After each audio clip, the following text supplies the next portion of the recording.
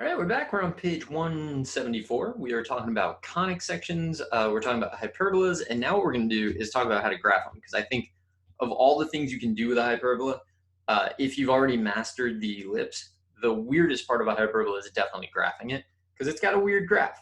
So let's see if we can do that. So when I graph the hyperbola with vertices 5, 4, 5, -2, covertices 3, 1, and 7, 1, also find the equations of the asymptotes. So we got a lot going on. So let's see if we can do that. The first thing we need to do is plot some stuff. So I'm going to plot the vertices. So 5, 4, 5, -2. 5, 4, and 5, -2. Okay, so those are my vertices. So maybe I'll label them. Which means I know that the foci are like out here somewhere because it's always like eating them. Also, I already know because of where the vertices are. Did I just plot those wrong? 5, 4, 5, -2. Oh my God, the whole conversation is wrong. 5, 4, 5, -2. Hold on, people. This is why you want to talk too much, because when you talk too much, you figure out you're making mistakes. Okay, so I now know the foci are out here somewhere, right? Because it's got to be eating them. And if the vertices are on a vertical line, then it's eating a vertical, and the foci must be somewhere here so it can get eaten, and somewhere here so it can get eaten. So that's what's happening. Also, do I know what A is? So the distance between these is, between these is 6. So half of that, I know A is 3.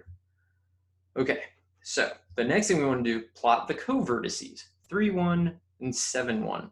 So I actually already know, if somebody just gave me 3, y and 7, y, I would know what y is equal to. The reason for that is that it's got to be the y-coordinate of the midpoint, and the midpoint here you can see is at 5, 1. So I knew that the y-coordinate would be 1. And that's the kind of thing you do with conics is like every teacher who's writing problems is always like, what's the minimum information I could give someone and they can still like technically solve the problem? That's a thing, right? So like you don't need to be given that y-coordinate because you can work it out. So let's see if we can plot these successfully. So this is a covertex. And then 7, 1 is another covertex. So like in some ways, I actually only needed to give you one. I could have given you one of the covertices is 3, y. And then you're like, oh my gosh, well, if it's 3, y, I know that y has to be 1. And if this is 3, and the distance from here to the center is 2, then I know the distance from here to the other covertex is also 2. And then I got it going, right? So that's even less information you need to be given. All right, now what we're going to do is we are going to draw the asymptote box. And so I'm actually just going to draw it in highlighter. So these are the midpoints of the box. There's one side, another side, another side. I mean, you can draw a box. You probably draw a box way faster than this. So that's the asymptote box. Now the asymptotes are the diagonals of this box. So, I mean, the center, you can see. So the center is not part of the graph, right? The graph is going to go through the vertices. Of everything that I plotted so far, the only thing the graph will go through is the vertices. Actually, everything you plot, the only thing it goes through is the vertices. Actually, with an ellipse, it only goes through the vertices and covertices. It's like I'm having a moment here where I realize like nothing I thought was true is true. All right, let's put in the asymptotes. How am I going to do this? I don't really know the answer to that. I mean, I guess I'll just dot. I was going to try to do some slick thing where it like, I don't know. It's like going down 3 and over 2. So I'm like aiming for certain points and hoping that I hit them.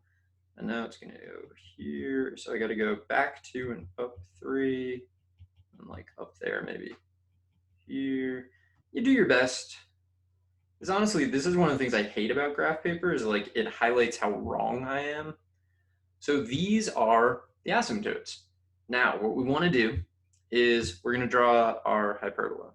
The hyperbola passes through the vertices and approaches the asymptotes. That's it. So I actually recommend if you're going to plot the foci, wait until you've drawn the hyperbola, because if you put in the foci, you're going to want the hyperbola to go through the foci. What am I saying? I think I said that right. If you plot the foci, you're going to try to put the hyperbola through them. It doesn't go through them. It only goes through the vertices. Of all the things you point, the only thing it goes through is the vertices. So, oh boy, shaky hand. I worry that like, I don't think it is. I worry that there's like a reason I have shaky hands. I don't think I do.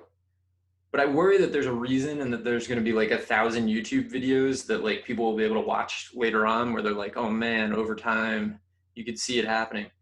Or I could see it happening. I don't know. I worry about that kind of thing because I am a worrier.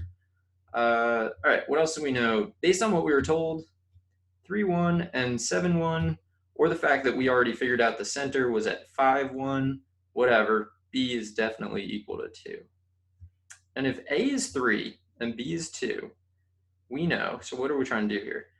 I don't really need the equation. It doesn't say I need the equation, but like, why would I not find the equation? So I'm going to find it. So A is 3, B is 2.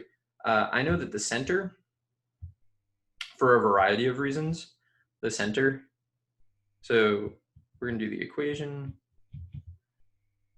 the center, so it's a weird order.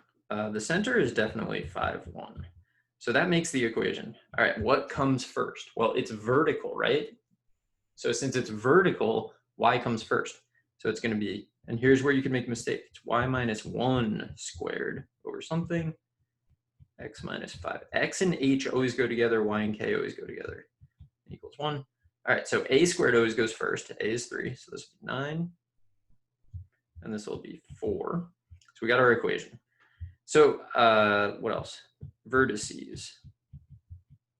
Okay, so it's 5, 1 plus or minus 3.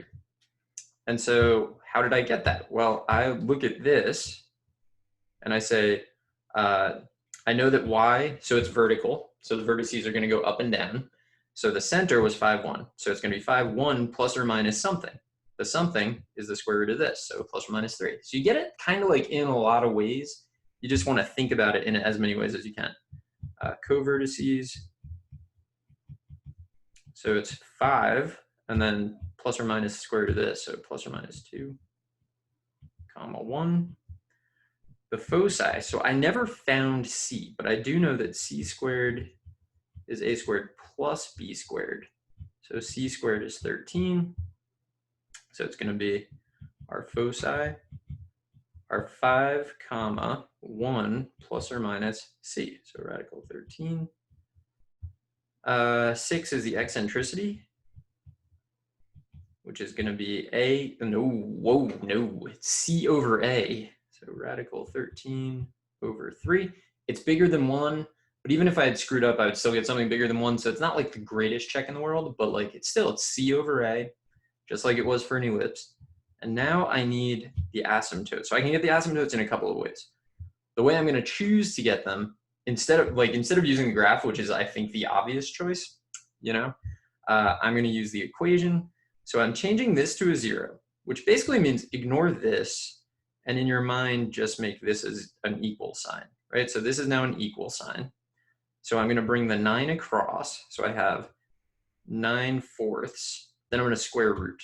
So I'm going to get y minus 1 plus or minus. So remember, the 9 has come up here. So it's 9 over 4, but square root. So plus or minus 3/2. And then x minus 5. These are my asymptotes.